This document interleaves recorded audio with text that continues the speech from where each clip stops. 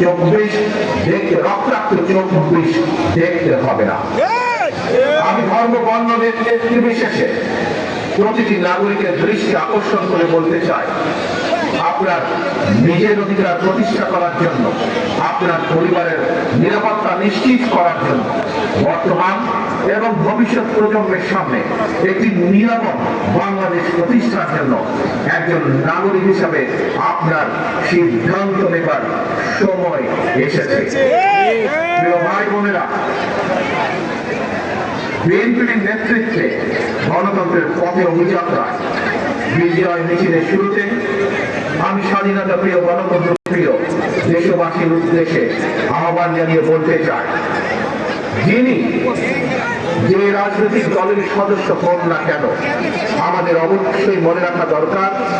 ফ্যাসিবাদ শাসন আমলে আমরা কেউ নিরাপদ ছিলাম না, আমাদের সন্তানেরা নিরাপদ থাকতে পারে। প্রিয় ভাই বোনেরা, প্রিয় দেশ